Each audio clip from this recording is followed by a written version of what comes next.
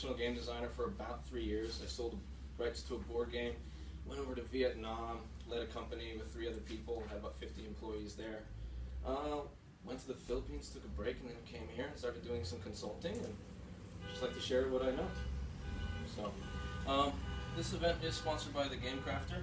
They provided a lot of the pieces that you see up here that we'll be using today in our workshop.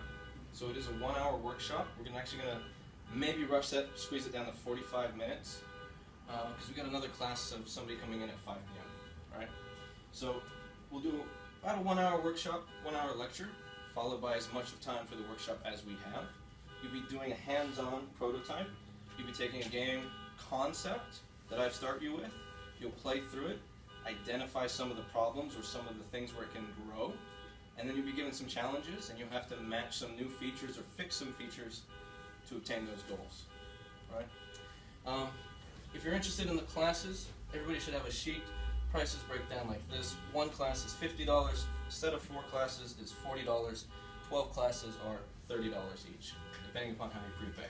Some of the topics that we'll be going for: intro stuff. I'll probably be doing this one for free in the future. What is a game specifically? Difference between games, puzzles, interactive experiences, etc. And what is the role of a game designer in a studio environment, right? How to write game design documents, pitch documents, technical design documents. Barry, you've probably been doing this for a while now, right? Cool. In the past. In the past? Very cool.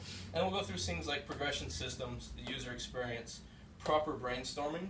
I say proper because the guy who started this in the 1920s, it became super popular, but at any time something is super popular in the commercial world, they just oversimplify it and butcher it, right? They actually lose all the value of it. So there's the right ways and wrong ways to do brainstorming.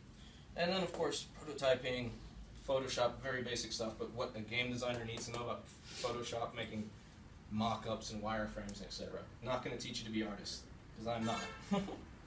And then, there's actually a really cool software now called Machinations, and that'll teach you some resource flow pattern analysis. So we'll be doing an intro class on that as well, plus more. So, sorry if I'm talking fast. It's because I'm worried about the class and the workshop fitting into the time frame. All right. So a little bit of context. When I talk about game design, there's 3 major different categories that I put that into context, at least myself. I think about the really big studios, where a game designer is literally just game designing, right? They're going to have specific artists, they're going to have a lot more titles. People are going to be wearing one hat, is what I call it. And if you go to the indie side, so you got about 4 people on the team, there's not a lot of production value for a game designer. That game designer needs to know how to develop and code, right?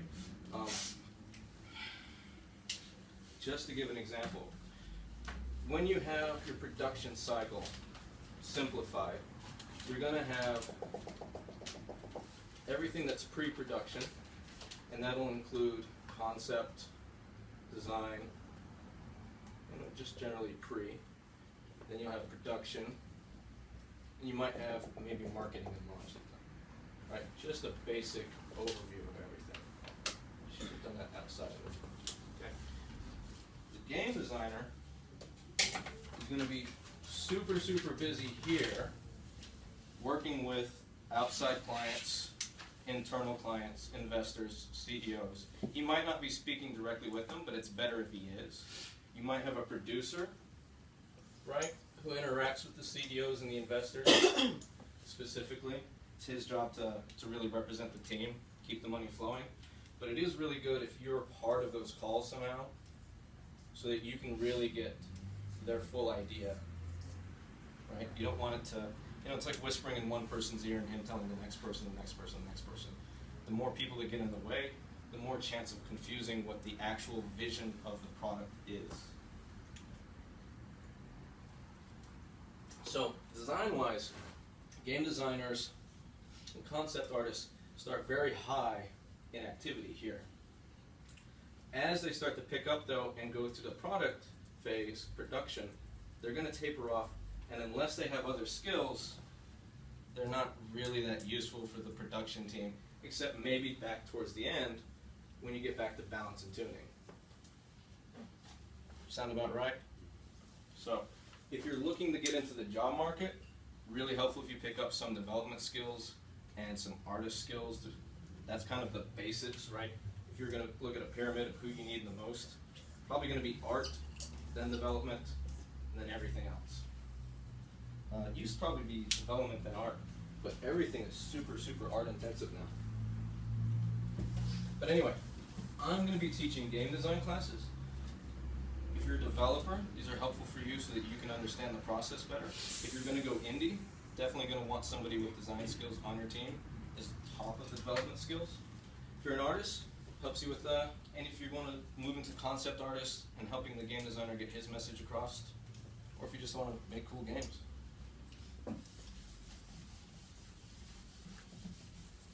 Alright. So my topic today is going to be Candy Crush, and I picked that topic before they trademarked the word candy. So keep that in mind. I'm not trying to ride the bandwagon. It's a little ridiculous, but did you guys hear about this? Yeah. Yeah? So they actually trademarked the word candy, and they're now going after, and Saga. So they're now going after any game and trying to get it pulled off the market or having their name changed if it includes the word candy or Saga, including the Banner Saga, which has nothing to do with Match 3 or puzzle games or even iOS. But you can't trademark a super common language. Right. Right, and so that's like half the problem. Like, King.com shouldn't even be able to do this, so it's almost like the trademarks office's fault. Yeah. But the fact that they went and did it anyway is still kind of How is the second crappy. word going to influence the role-play game market? The role-playing game market? Is that your market? No, Saga is such a cool word. Don't ask me. Don't ask me. So if you can, check out Candy Jam, where the entire jam is about making games that include the word candy or Saga. So anyway, before that all happened, I wanted to talk about Candy Crush, design-wise, the game design-wise, because of the things that they did that increases their marketing, their user acquisition, and especially their monetization. In your sheets here, if you flip to the second page, you'll have the top 50 iOS paid games about 2 weeks ago when I checked the market. I don't know how many other game designers do this. It might fall under the realm of marketing and product management, but I check the top 200 iOS paid apps about every 4 months. And if you notice, on the right-hand side, I start breaking them down by category. And it's not, I don't care about the industry category. I really care about the mechanics. So I'm looking at how I would define the game. And if you look to the right, something that caught me off, actually, let me get one of those papers. One of the things that surprised me this season was that actually we only had 157 games that were freemium. Because I think the last time I checked it, we had less than 10 that were paid in the top 200. So one of the things we want to talk today about is freemium. Does anybody really not know what freemium is at all? Cool, that's fine. Even if you do know what freemium is, it's still helpful to go over a definition of it, right? Okay. So in the past, we used to have a demo version. And the demo version was free up until a certain point. It was either a point inside the game, or it was a number of hours or time or something like that. Freemium is supposed to be free the entire time. You can play the game forever for free. And the reason that's important and why it's so dominant of a strategy is because of the sales funnel. Hey bud, you know when I change to a color other than red, it doesn't show up very well, the contrast isn't good enough. Sure, thank you. Not too worried on that one. Hopefully it shows up on that one. Thank you. How are we doing on sound? Fine. Awesome. So in the sales funnel, the first problem you ever have to deal with is awareness, especially now that the App Store is completely crowded. By the way, I mostly deal with iOS games, so I mostly look at iOS problems, right? There's so many games in the App Store.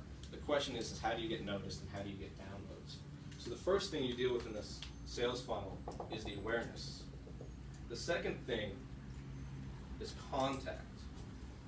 So first they have to be aware of your game. Then they have to actually interact with it in some way. The reason freemium works so well is because there's very little hesitation about just downloading your game, right? If I'm looking at 2 games or if I'm looking at a bunch of games, even if it's only $1, which seems like nothing, I still go and I look at the reviews maybe, I look at what the game is actually about, right? If it's free, I just look at the pictures. If the pictures look like it's going to be fun, I click download, and I just let that be the decision later, right? So you get that download much faster, which gives you farther down into the sales funnel, right? The other reason that really matters is you can keep them there, right? It's free. They don't have to turn it off. They don't have to delete it. They don't have to make a decision in 12 hours. It stays on their app, on their phone, and so they can keep coming back to it. If you do say like a 12-hour demo, which used to be like really popular with all PC games, especially in the 90s, you're basically asking them to make a decision. I've played the game for 12 hours. Are you ready to buy? If not, get out. Right? You know, maybe they're going to be ready in 15 hours. Maybe they're going to be ready in 100 hours. Maybe they're never going to be ready, right? Freemium doesn't care about that. It says, go ahead, keep playing. Play as much as you want. It might slow down, but you can keep playing. In other words, it keeps them in the sales funnel. Whereas the demo model eventually kicks them out. So you're never going to get that person, right? Even if he suddenly wants to buy the game now. He's probably moved on to a bunch of other demos. Freemium, as long as he keeps playing, you keep having the opportunity to convert him into a paying customer. And really good freemium models keep doing it. That person pays over and over and over again. We'll talk a little bit about why today.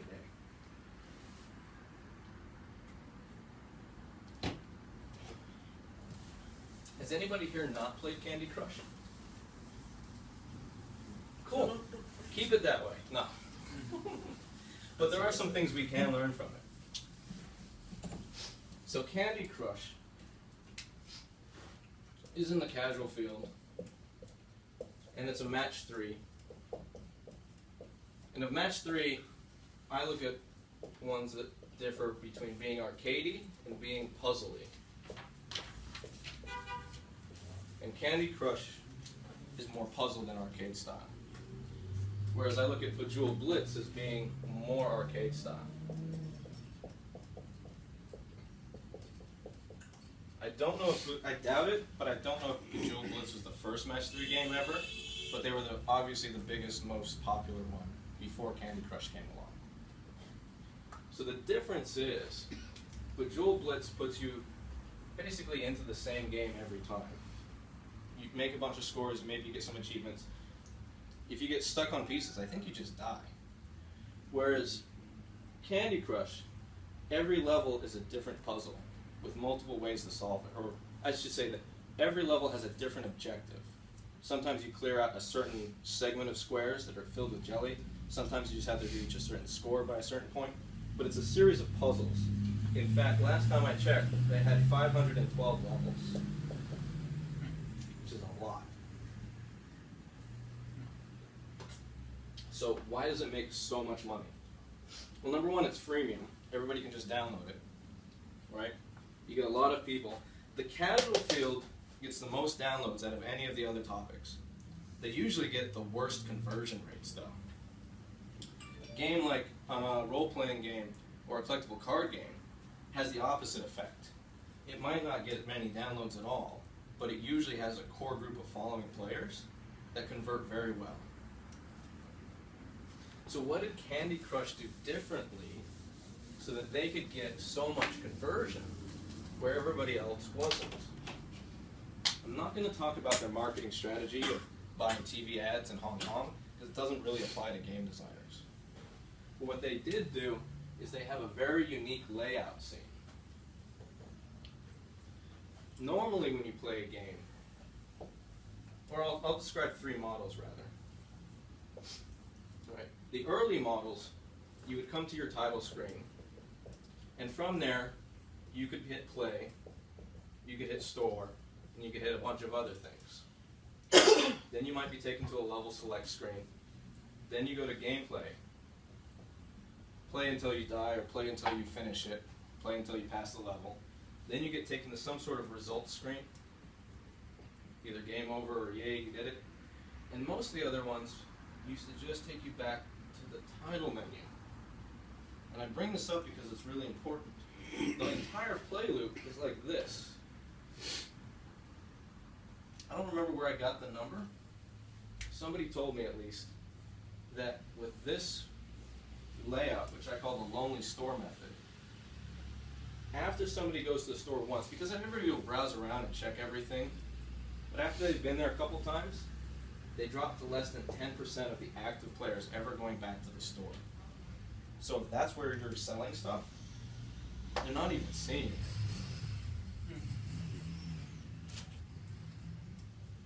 So we finally got people like Chilingo, and possibly somebody first, but Chilingo has a really cool game that does it really well, where they changed the loop.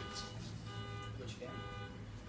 I don't want to get it wrong, and it sounds weird. It's like Electric Tentacle or something. It's a really cute little game. Didn't fare very well, like it didn't make a whole lot of money, I don't think, but it has really good design. For monetization? Yeah, it's I guess the controls are not as tight and as smooth, so it's kind of hard to get used to it. And I think that's what killed it. Right? So what they do is they take you to a title screen. Actually, they didn't even take you to the title screen. They just put you right into the game for the very first time. But we can look at it in the same layout, same model, which is the integrated model.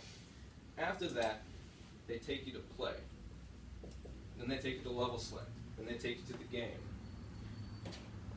Then they take you to results. And after results, they don't take you back to the title menu. Right? So, oops, you died or whatever. Here's how much gold you get. Here's how much experience you got. You're a great player. You got an achievement. And then, boom, they throw the store right as your next stepping point. And from the store, they give you the button to go right back into play, or the option of going to the title menu. That might not sound like a big change, but look at the cycle now. I play the game, I choose a level. In this case, Chilingo was kind of a bad example because you don't have a level choice. But you play the game, you go to the level, you hit your gameplay section. After you die, you get your results. And then you're taken not to the title screen, but the store. So every time you play, you go, oh, I gained 100 more gold. What can I afford now? It's right in front of me. Oh, I can buy this, I can buy that. Every time you play. And all that does is it keeps putting it back into the person's face. But if before you were getting 10% visiting the store, you should have something like 80% now. The only people who aren't going back to the store is if they die and they turn the phone off right away. If they hit that results screen and hit OK, they're going to the store. So it helps monetize when you have a good game. So I call one the lonely store method and one the integrated store method. Candy Crush doesn't use either of those. Candy Crush doesn't have a store section, really. When I think of it. In other words, there's not one place where I go to see all of the items for sale. Instead, should I get some screens on? Right. So here's your level select, which is a map, and it shows good progression. We'll talk about that in a little bit. There you're unlocking one. So this is the game Candy Crush. And while you're playing, it's just got these two little buttons at the top.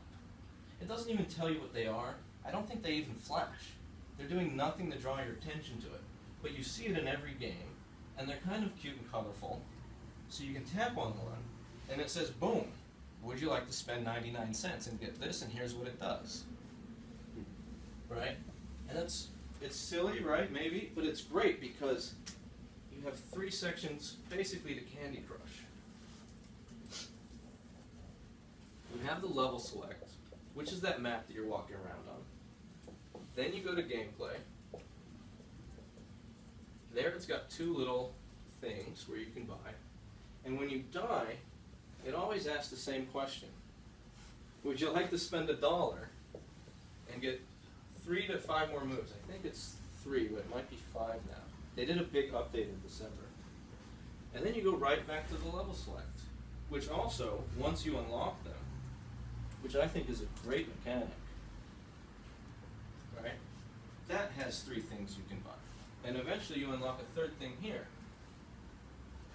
So they put a piece of the store in level select, a piece of the store in gameplay, and then you're basically hit with the store at the results menu. Oh, here's how many points you got. You did a great job, but would you like to spend $1 and do better? The reason, and this is probably, yeah, it is, I've checked on the App Store. This is their #1 monetizing thing right here, right? If you think back to old arcade games, pay $0.25 to continue, they're giving you 99 cents to continue. But there's another reason. That is hard walls. Right. So there's kind of soft walls and hard walls in freemium. A soft wall is a little bit of a challenge, but you can achieve it regularly, 60% of the time, 75% of the time. You can overcome it. Or it's just a speed up. Meaning, if you ever play those building games, Farmville and Ebony, etc., you start the game going really, really fast. And then as you play, everything you want to do gets slower and slower and slower. It costs more and more gold. But if you kick in a buck, you speed up again for a little while, and then you come back down. The game is not forcing you to stop playing. It's not letting you progress, so we call it a soft wall. A hard wall is when you can't progress. If this gets so far down that you're completely grinding, you feel like you're making no progress at all, this has become a hard wall. So Candy Crush does it, and they do it at a very good time. The first hard wall I ever experienced in the game is after level 60. If you play a game and you're hit with a hard wall at level 5, right, that's almost like you're playing a demo and not a freemium game. It's either pay or get out. But by the time somebody reached level 60, they're hooked. They've invested too much in it. They've invested a lot of time, right? You know, even if it only takes 5 minutes to complete each level, they've also failed multiple times on multiple levels before. They've got a certain number of lives, and then they fail, they have to wait a certain number of hours to come back. Kind of a hard wall. But eventually you get to a level where mathematically, the odds of beating it is like 1 in 1,000. Not 1 in 100, but 1 in 1,000. And they trick you a little bit. I don't want to use the word trick, I probably shouldn't. But they're not being very nice in the market anyway. Right? You think you can pass it. And you keep playing it, and it's got that random element of the pieces falling down, and the pieces that explode sideways and upwards that hit other pieces. But there's a level, and they did a really good job. It looks really cool. If you ever played Match 3, you know how important it is to have the pieces around your objectives, because that's basically what you're playing with.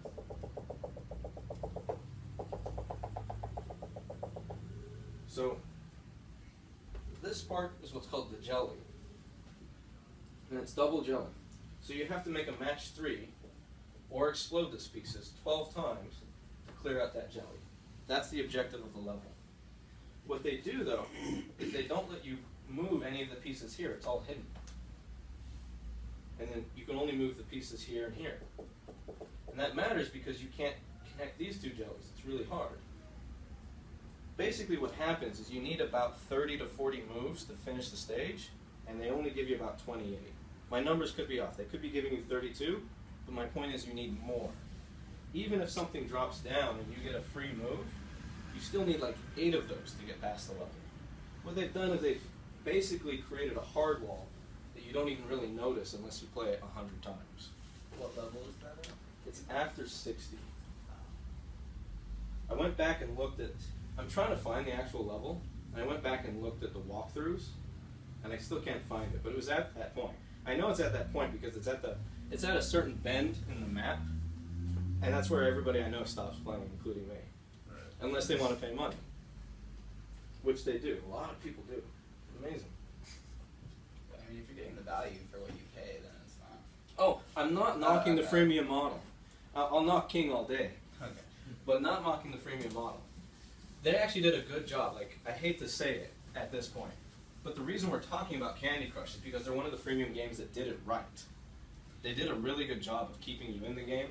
They did a really good job of getting you to share it with your friends so you get extra lives, right? So you can keep playing.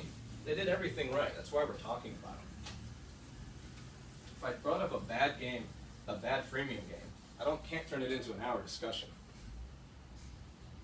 So that's what I wanted to talk about as far as layout. They sprinkle that stuff everywhere you go, but they also make it relevant. When you're playing the level, those power-ups are relevant in that level. On those level select, they're relevant to the level select, and of course they hit you with the continue afterwards. That's a little bit different than going to a store where they have every item you can buy right there. Because where's the relevance? The player has to make the connection. This is going to help me at this point. You have to pre-buy it. Whereas this, I'm in the game, I'm playing, I need this now, I buy it now. I didn't buy it beforehand. I bought it the moment I needed it.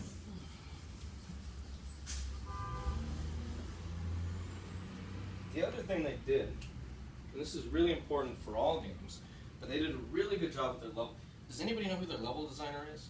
I want to shake his hand, he's awesome. 512 levels, probably not one guy, but at least one guy orchestrated it, right? A lot of games, you go through a difficulty or progression system that kind of ramps up. And each level gets harder and harder and harder and harder and harder. The problem with this is eventually people, they get so hard for them that they either stop playing or they play less or they get frustrated. Candy Crush does it a little bit differently. Theirs is like this. And they do it about every fifth. Right, so the first level you play, it's really easy. Play another easy one. Then it gets medium, then it gets medium. And then you get to one of these hard levels that's almost like a software or hardware. It makes you want to pay. But eventually you finish it. And then you're back down the slope again. You're right back at the easy level. And if you don't notice this, if you don't know what they're doing, it just feels good. Right? I'm playing this really hard level, and then I finally beat it, and then I must have learned something. I'm so good at this game right now, because now look at all these levels I'm passing. And then, oh, here comes the challenging level again. Oh, I'm doing excellent again. I'm a good player. It's really strong feeling. I'm not knocking it, even though I kind of have that tone right now. Could you modulate the difficulty and easiness according to the past? You do an algorithmic-based setup, measuring how quickly they progress through or how few moves they use. Ramp it up to difficulty even faster, drop it only slightly down. If you want to, that would be especially useful if you wanted like to slide levels around without having to go back and do it. Yeah. I don't think that's what they did in Candy Crush though, Mm-hmm. right? What they did probably is they just play tested it with their internal house and external people, and they kind of got a rating scale. You know, it doesn't have to be perfect, right? We don't have to know that something is a 5. We just need to know if it's between 4 and 5 in difficulty. Yeah. As long as we know that, right, and we get this kind of good general scale. So let's call it A, B, C, D, and E. And A's are just super easy. You should pass them every time. As long as you don't make terrible moves, you should pass, right? And E, well, actually we can make one more. A, B, C, D, E, and then F. E is the 5. And if you make all the right moves, you should pass. The reason we have F is only because I mentioned that hardwall level. You shouldn't pass it, right? And so what they do is they just stack them. If we think this level's an A, we put it here, and we do this, and we do this. Right? Should have done that differently, but you get the idea. All right, so we give them an easy level, medium level, hard level, and then we put them right back at A again. But we want to induce them to a buy at D or E. That's where they're going to feel the most push. I'll get to that in a second. In fact, we can get to it now. Right? But basically, just figure out that if possible, even in non-freemium games, it's great I have this hard problem when I'm designing games. My games are hard. I just make hard games. I like strategy, I like resources, I hand it to somebody else and I don't know why they can't beat this level because I'm like, I can't lose this level. Like, what are you doing? Right? So like, I was making a turn-based tile strategy game, like Final Fantasy Tactics, and I thought my third level was unlosable, right? And I was making the fourth level hard. And then everybody came back and told me they couldn't beat the third level. And I'm like, wait, what? This doesn't even make sense to me. But anyway, what were we talking about? Pushing. So, I mentioned hard wall. I mentioned soft wall. Right, but let's talk about pushing and pulling. And this is kind of my own terms, but you tell me how valid it is later. So, having those icons in the top right, they're at least nudging you. I call it a psychological nudge. You know it's there, especially if it blinks or if it pops up. But when it gets in your face, like that 99 cents to continue, and if you really want it, if you get that feeling, it's kind of artsy, right? You don't judge it by how technical it is. But if you feel like, wow, I want to pay for this, or I don't want to pay for this, but that's a push, is what I call it. League of Legends, on the other hand, does a really good job with pulls. I don't know if you guys play League of Legends. I've never felt like I had to spend money in that game, but I often feel like I want to spend money in that game, right? And they do that for example, League of Legends, you can get everything in the game for free except costumes. Only the aesthetics is the only thing you can't get for free, right? I haven't played. Would you say Clash of Clans is more like a push or pull model? Because I never feel like I'm being pushed. I haven't gotten far enough to that point. Okay. I've played it for a long time, but apparently once you reach a certain point, so the way Candy Crush works, right, is if you get attacked, you become immune. If they do enough damage for like 8 to 24 hours. I mean Clash. Clash, what did I say? Can't. They're like Clash. interspersed in my mind. Yeah. So in Clash of Clans, which is a building game with a kind of a PvP, go after and collect other resources by beating up other players game, if somebody comes and they take your resources, you become immune from losing resources for about 24 hours. I haven't reached that point yet, but people have told me that they can't build anything or do anything important unless they collect resources for 4 days. At this point, if they want to progress in the game, they're getting hardwalled from it because they're going to get attacked every 24 hours. And the way Clash is basically built up, you're going to lose. Like, the attacker has the advantage. They want to keep the resources flowing. As long as the guy knows what he's doing, or possibly if he spent money. Again, I haven't reached that level. I've only talked to people who've gone that far in the game. So what they do, at this point, if they want to progress, they have to buy immunity. So it starts out as a pull and then becomes a push. Yeah. I'm like right before that. Are you? I like that game a lot too. I eventually stopped playing that. Yeah, I think everyone does. So, how to explain that, yeah? So, especially the continue method, I think, is a strong example. Or Farmville is another great example. You come back, your crops are dead or they're gonna die. Give me $1 or your crops are dead. That's a push method, right? It could be the cutest game in the world. That's a push method. They do that with puppies too. Mafia took Wait, your they stuff. threaten to injure puppies? Your puppy will starve to death if you don't give them money. Like, you'll Play like, up raise and a puppy die. for a week, and then it will get to like a hard wall where if you don't give them $1 with them. Yikes. How are we doing on sound, by the way, Make Dave? a lot of money. Okay. Cool. What about the questions and stuff? Are those picking up? Some. All right. I need your guys' help. If you ask a question, make me repeat it back so we get it on the camera. Whereas polling, you just feel like this is a good game. All right? I want to speed up. I want to have more fun. I want to have costumes for my character. I call those polls. But what's important is that you just recognize both of them as an emotional nudge. Right? Somehow, some way, a game designer thought of this thing and it makes you feel like buying. And sometimes it's kind of pushy, and sometimes it's kind of pulley. Right?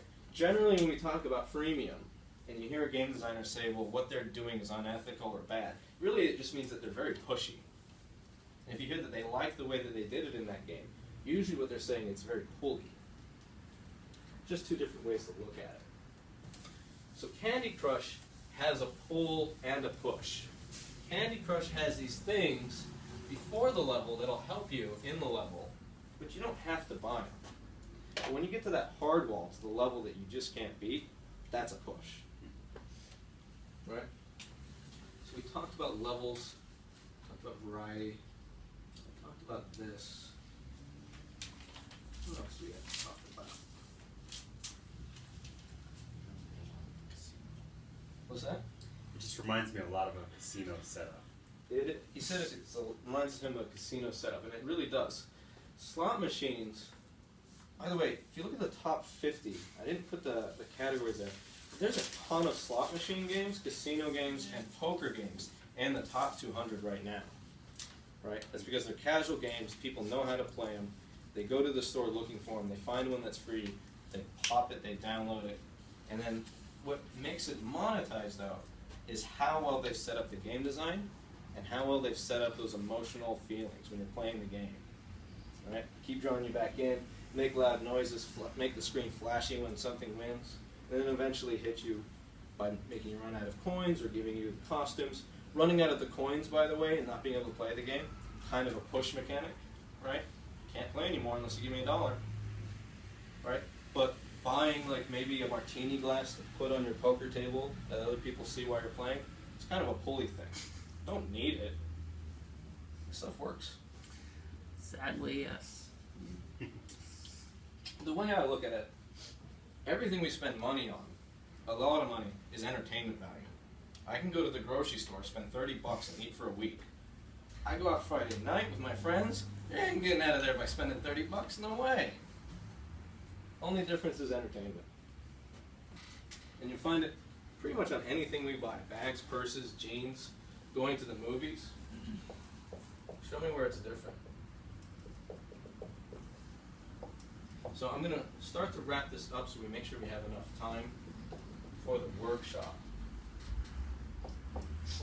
But when we're talking about game design, there's 3 other things you should keep in mind. And that's your marketing guy. Like him, love him, or hate him, it doesn't matter.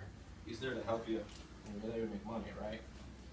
If you want to explain a gameplay term to him, I look at it like this, right? I look at it like I'm kind of a stone, and he's kind of a stone, and together we create a lot of friction, and out the other side comes a polished sword. Kind of a loose-based description, but I want him to kind of push and say, Bud, we need this feature for marketing. Bud, we need this for marketing. We're going to get more players if we have this. And then I'm going to come back and say, whoa, whoa, whoa, whoa. You're on the right track, but what does this do to the gameplay? And then what can I do to the gameplay to drive one of these 3 things? Or what will the feature do to one of these 3 things? Right? If I want to drive acquisition, if I want to acquire more people, I want the game to share with people, to invite people, invite their friends, hopefully in a good way. Or I just want the game to be so good and so fun, especially, and keep them playing throughout the day, that you look over and your friend's playing it, and it makes you ask, hey, I see you playing the same game all the time. What is that? That type of feature and that type of gameplay drives acquisition. Retention is about keeping them playing over and over or coming back, right? So one I call sticky. Sticky means it keeps coming back. You close it, and then an hour, 2 hours later, you open it again. I refer to that as the stickiness of the app or the game. Farmville really drove home the stickiness because you had to check every 15 minutes or 15 minutes or 2 hours or your crops would wilt and die. So it made you keep coming back. But retention also means the gameplay length, right? There's more retention if somebody plays the game for 2 hours a day versus 5 minutes a time. So you usually do that in sessions. If you get your session length too high, though, it's hard to get them to be sticky. They just don't have enough time in the day, right? League of Legends, I love League of Legends, but it's an hour long, right? So how many times can I play an hour? But if something has a session time of 5 minutes, it's pretty easy to get me to check my phone and keep coming back to it, because it's only 5 minutes. But what really matters, oh, we didn't talk about that. Oh my gosh. So there's one thing that's in every top 200 paid game in the iPhone store, iPad, iOS. One thing that always matters. Only connection thing I can find. Right? Some of them are casual, some of them are easy to learn, some of them are hardcore, right? But they all have this.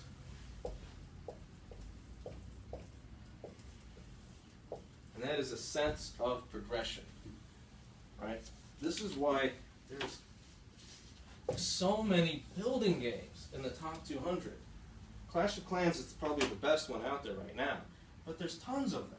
There's Farmvilles and Evanies, Clash of Clans. Just so many I don't even know. Like, where's that list?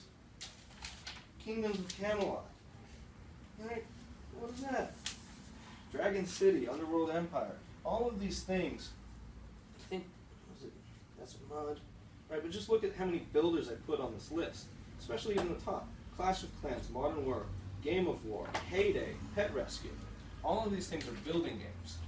And the reason they're monetizing so well is building games drive home the sense of progression.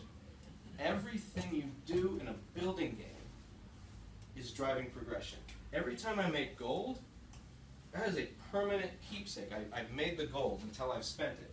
I see it in a bar or in a GUI somewhere, then I spend that gold and it converts to another permanent progression thing. I build a building or an upgrade a building. Right? And this cycle just continues. Earn more gold, build more things, earn more resources, get more purple stuff in Clash of Clans, right? Build more stuff, upgrade my troops, just upgrade, build, upgrade, build, upgrade, build, upgrade, build, right? That's all you do the whole game. Quick question. So let's say you get tired of the same progression. Are there other algorithms you could convert to in order to have them on a different track? Of course. I can't answer no to that question, I don't think. But here's the thing. If you put in like a little mini game, right, you're still going to want to come back to this progression system of giving them gold or something. Yeah. Because progression system makes it feel worthwhile. I've progressed, right? That's that feeling when you play. You play for 5 minutes, you do a bunch of commands, you get a bunch of gold, but what's really important, it's not the gold you get, it's that sense of progression. You want to make sure you get that feeling into your game. If you want to be in the top 200, you can make money outside of the top 200, right? An indie studio doesn't need to be in the top 200 games. They can have a collectible card game that doesn't drive home the sense of progression, but still gives them some collectability, and they'll do fine, right? How much does each person need to make? $250,000 a year? 4-man studio can do that, right? Big studios, $1 million a year, I don't know if that covers the salaries. You got 50 employees, each making $50,000 a year at least, plus rent, plus electricity, right? They need more than that. They need to be in the top 200. They need a sense of progression, and they need to drive it home every single time. So, don't know if we'll be able to cover that. I'll probably teach an entire class on just that. But if you're going to think of one thing to put into your game, this is it. All right. I don't know what time we got here.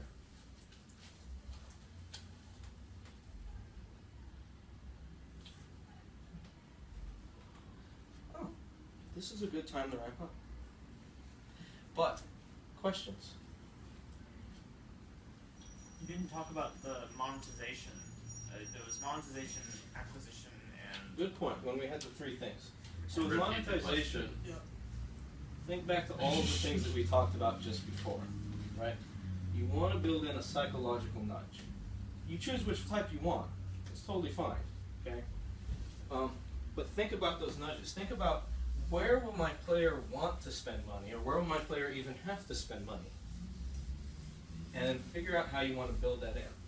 For example, the collectible card game mechanic doesn't need energy, and it doesn't necessarily need hard walls. Right? Everybody knows what collectible card game is, Magic the Gathering. You buy packs of cards. When you play them online, you usually win a free common, uncommon, and very occasionally a rare. And so buying packs of cards just kind of speeds up the process.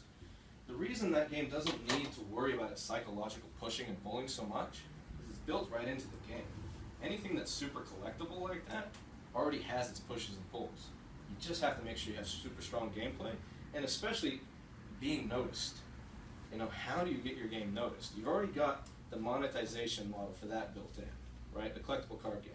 It's when you go the other way. When you look at a casual game, right? If you pick slots, match 3, battle cards. Actually, battle cards has it built in, so we won't talk about that one.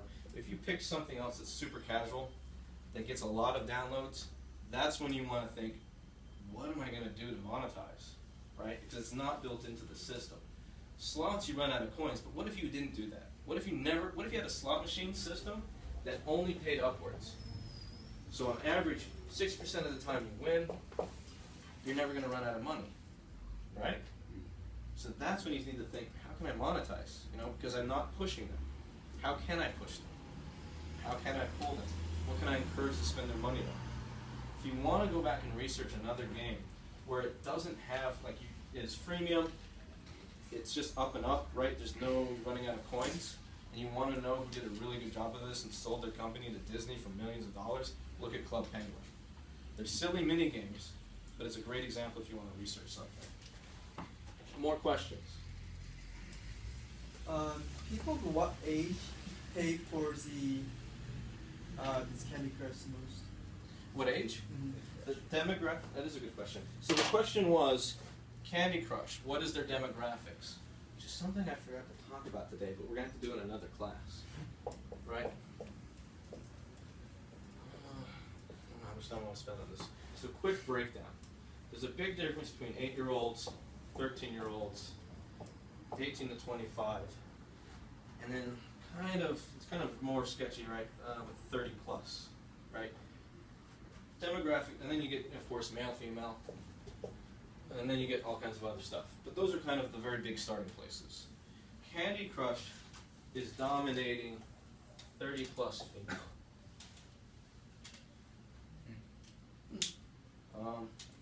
Why is that? It's typical of casual games. They have a good sense of progression. Puzzle games probably have something to do with it. Very puzzly. And here's the thing. Something I want to talk about on puzzle games, right? Remember I said I make hard games? Don't do that with puzzle games. Okay? People who say they don't like puzzles aren't saying they don't like puzzles. What they're really saying is, I don't like puzzles I can't solve. I don't like hard puzzles that require too much thought. We all love easy puzzles. If you like, Legends of Zelda, you like puzzle games. There's tons of puzzles in there. Make them, vary them up, make some a little bit harder, but try and make it so that it's just fun to solve those puzzles and not so hard. Did that answer the question? Yeah. So, I'm trying to say why, but Yeah. What kind of games are popular for male or for guys? Clash of Clans. Clash of Clans is one example. You could look at the rest of the top 200 and just pick them, right? Poker. The Injustice one kind of stands out. If you wanna, especially if you wanna go after, let's get more specific, right? Let's say 18-year-old to 25-year-old males, college kids, right? They're looking at games that are very challenging. They're looking at games that have lots of numbers and lots of stats. Or maybe you look at it the other way, right? Maybe they don't actually like those games more than people. How do I want to say this? Right? Other groups of people won't tolerate that much complexity, right? If you're 8 years old, most 8-year-olds don't want a super complex game that's going to take an hour to learn, right? How many 8-year-olds are playing Dungeons and Dragons, right? Book this thick, you got to have a certain type of guy, a certain type of person, doesn't have to be guy, a certain type of person who's going to sit there and read a book this thick before playing. Yeah. So the question is, how do you really engage them, keep them engaged, and then monetize them at that point? So I think it's just safe to say, right? There's kind of, and I'm not making any judgment calls. I'm not saying anything about these groups of people, right? But I think it's safe to say that as complexity rises, you start to appeal to this middle demographic more and to these outer demographics less. And I'm not saying that these are the same. They're not. I'm just saying in terms of orders of magnitudes of complexity, this is probably what it looks like. And that's not to be confused with emergence, which is something we'll talk about in another class. I don't have time. So is that 1825 peak? Is that just because like I have like high brain functionality but plenty of spare time, and then as my life responsibilities increase, my ability to tolerate complexity elsewhere decreases? I think that's, from personal experience, I think that's a very good call, right? I don't necessarily have the time to play, or I can't focus sometimes, right? I've got so much other stuff. When I started doing my taxes and having to worry about taxes, right, it really changes my ability to focus on both reading and playing long-term games. You know, when I play board games now, I want stuff that finishes under an hour and a half. If it takes more than an hour and a half, that's rare. I just don't have the focus anymore. More questions? What's emergence? That's another class. That's another class. All right. One sentence explanation. Emergence? One sentence, just one You sentence. got me. You got me. You got me. All right. So emergence. Hey, Hawk, how you doing? Good. My friend Hawk over there. So emergence is when you have simple.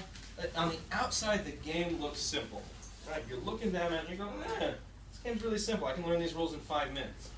And you play it, and you're like, wow, there's actually some deep combinations. Poker is probably a great example of emergence.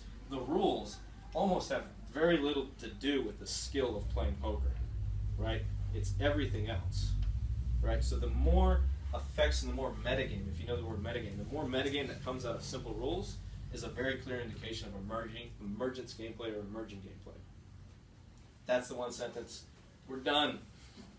Let's get on to the workshop. Awesome.